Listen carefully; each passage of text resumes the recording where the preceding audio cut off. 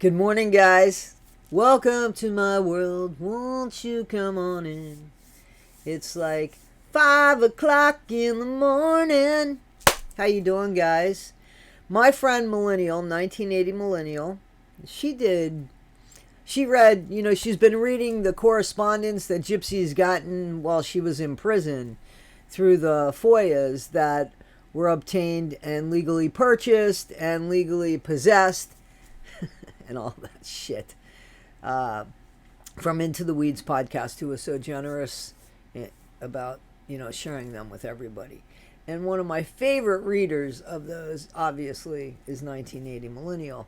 And she read something that I found interesting, and I wanted to piggyback off of that because I think it just goes to show, Gypsy, like, come on.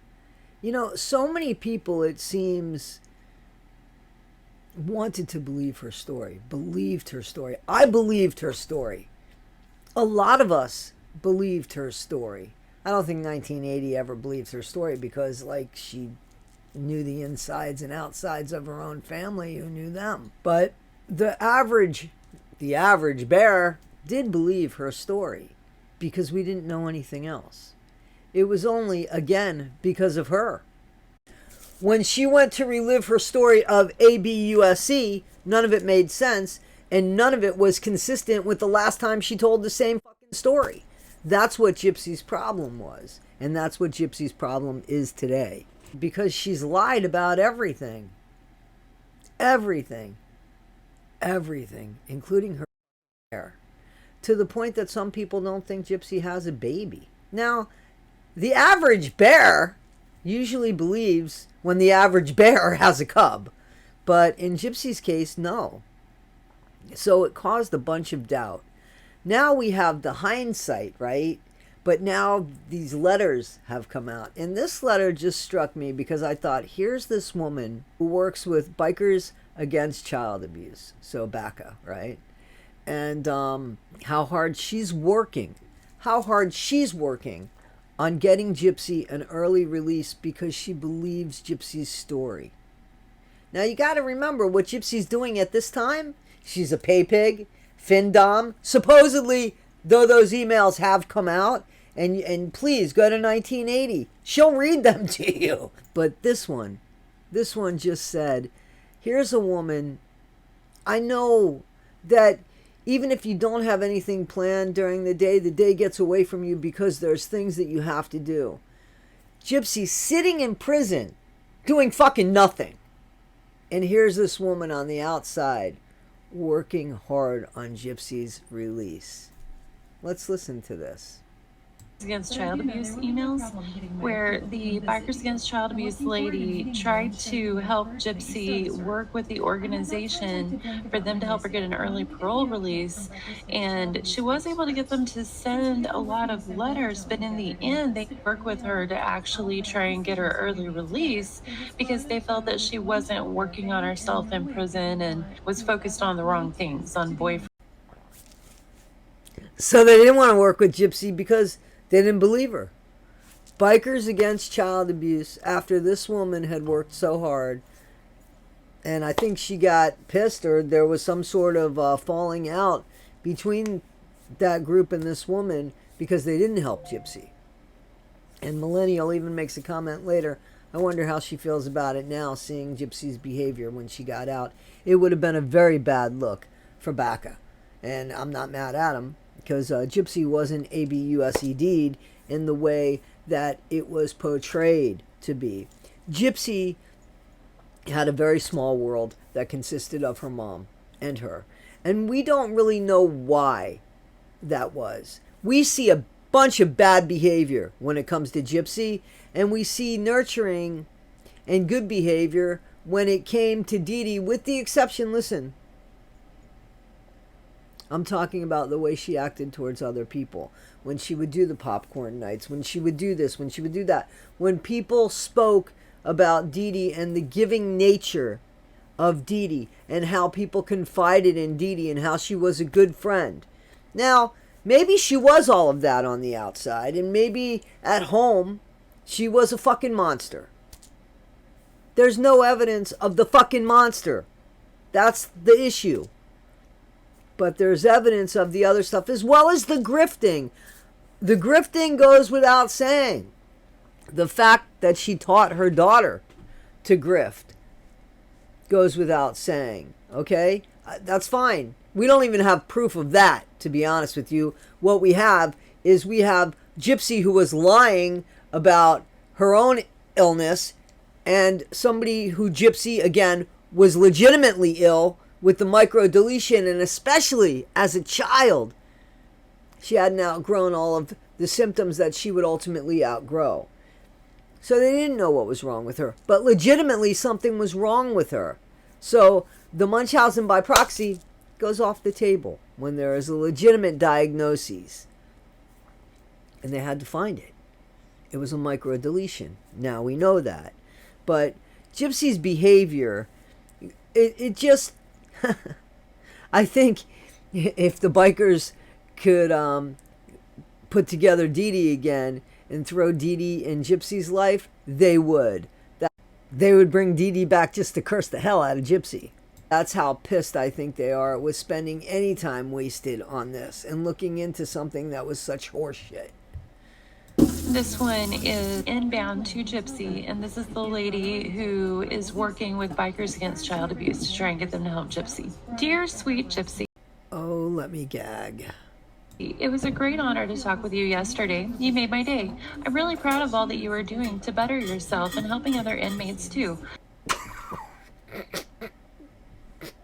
I was emailed this morning from one of Mr. Hawley's assistants, Blank Mills. She was wanting me to talk to you about getting a couple of things from you to help with the process of getting our plea heard for your pardon. I will do my best to explain what she wants. I know these things are going to be hard for you, so take your time. Take a break from writing all this down. If somebody was helping me get an early release, or if somebody was helping me, period, but in this case, somebody was helping you get an early release, you'd put everything on hold and work on that early release. Not Gypsy, because that's the thing about her. She never had to do or work on anything. Her mom did everything for her. There's the abuse right there. They are not letters to be written in a rush. And I believe also in writing these, it will help you, especially number 1. I did that and it helped me tremendously in letting go of all the pain and hurt. I am sorry to have to ask you to do this, but it will help bypass a lot. If you need to talk about it, you can call me. So Gypsy likes fairy tales, so it should be easy for her to write one. A fictitious story about a damsel in distress being held with a leash around her neck by an obese mom who could barely move. Yes, please tell us the story. Please tell us how your mom took advantage of you, Gypsy. Please tell us. Please tell us how your mom put her hands on you, Gypsy. Maybe you should reverse the story about the BBGUN. Make it look like your mom did that to you instead of reversed. And then in all caps, remember, you are not your past. You are Gypsy today and should be working on the bright future you are going to have. She's her past. She can't help herself. She is every demonic persona that she can imagine. After all, didn't you hear, lady? She offered up her daughter to Nick, the guy that she claimed wanted to do horrible things to her mom, right?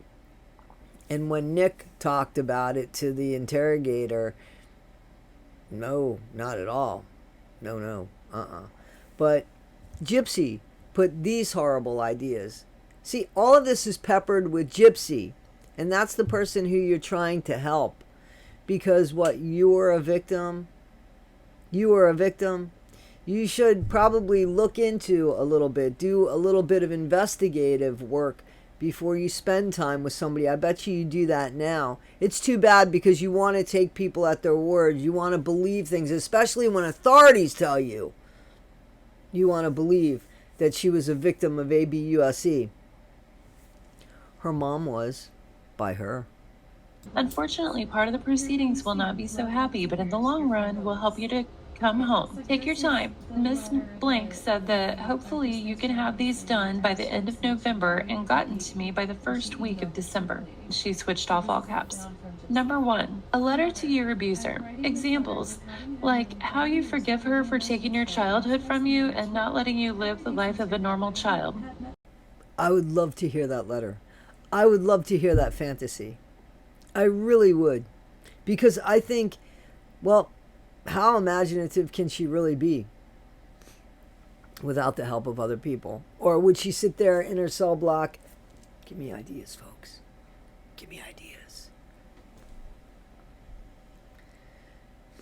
How you feel about how she made you feel scared, humiliated, and trapped. How you felt desperate to escape her multiplication she bestowed on you.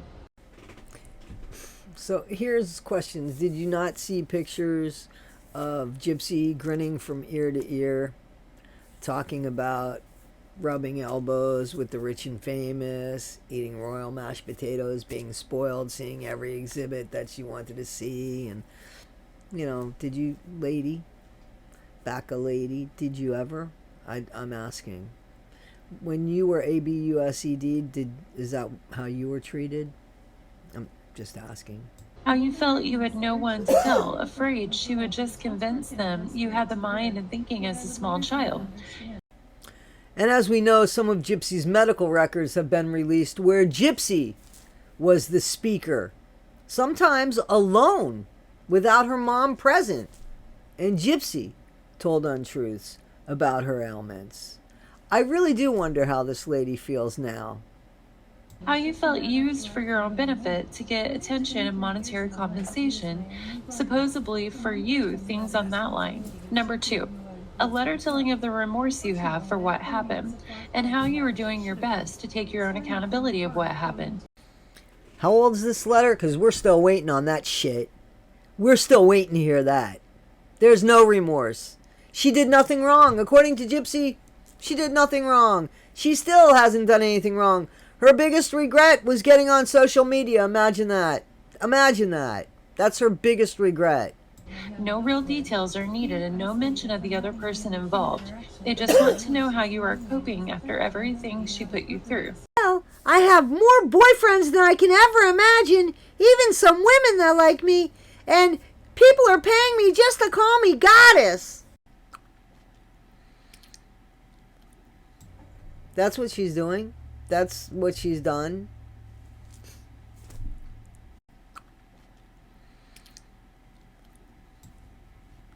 Unbelievable. You know, it's too bad because this woman spent energy trying to help somebody who didn't deserve it. And she worked harder probably on trying to get Gypsy released than Gypsy worked on it. I guarantee you.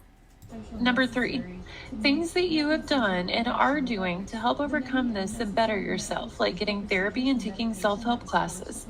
And most importantly, how you are now leading a class to help other inmates. How you have a great support team and you know that having that plays a big part in helping you cope in daily life right now.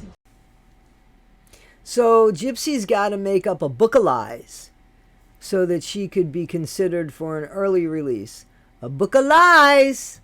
Number 4, what is your 5-year plan and goals once you are released? Ooh, I know. Ooh, I know. Toddy one skip. Her 5-year goal, I know her 1.5-year goal. She's going to get out and live with Ryan and use and abuse him and get pregnant by Ken, who she actually supposedly really loves. Then she's going to pit the two against each other. We're not going to find out if she has a baby or doesn't have a baby, who the baby daddy is, if there is a baby. She's going to lie. And then she's going to get mindless minions to fight her battles. Did I get it all? Oh, she's going to be an artist. She's going to be a dance instructor, a yoga instructor, a beauty influencer, a mommy influencer, what else? Oh, and then she's going to get offline, come back on, do a self-important interview that she could have had with a mirror in front of her because she had no comments. It was just to tell people why she was getting offline after she got offline, after she told people, then came back online to tell people why she was getting offline. Oh, and somewhere in there, she was going to advocate for something somewhere, somehow. But that didn't happen. Did I forget anything? That's the end of her numbered list. I know this is a lot. That is why they are giving you time to gather your thoughts and putting them on paper. I will help you. They could give her all the time in the world. She ain't going to do that shit. She'll have other people do that shit. She'll send that shit out and have somebody from Italy write that shit up for her. Guys. Oh, God. I feel bad for the woman that tried to help her, but I hope that she learned something. I'm not trying to be mean or anything. I hope that she continues to help people. I hope that Gypsy hasn't ruined that for her. And I hope that she does continue to help people, but that she checks into the cases a little bit better, because Gypsy, full of shit, and a lot of people helped her with that and continue to help her with that. So guys, check out my friend 1980 Millennial with one N. And she also has Millennial at Midnight, where she's showing snakes. Not Gypsy, real snakes. Be better today than you were yesterday. Not half as good as you'll be tomorrow. Guys, please like, subscribe, and share. Those that are subscribed, will you unsubscribe and resubscribe, please? And if you want to hit the bell, you can hit the bell. But apparently there's something up with YouTube's algorithm. I don't know, but I'd appreciate it. It doesn't cost anything. And for those of you that have memberships and do the PayPal, the Super Chats, all that stuff, I'm getting them. I so appreciate them. Thank you so much. They're being put to good use, guys. Thank you. I can use it, and I appreciate it. Be better today, like I said. You gotta be... Play with my dog.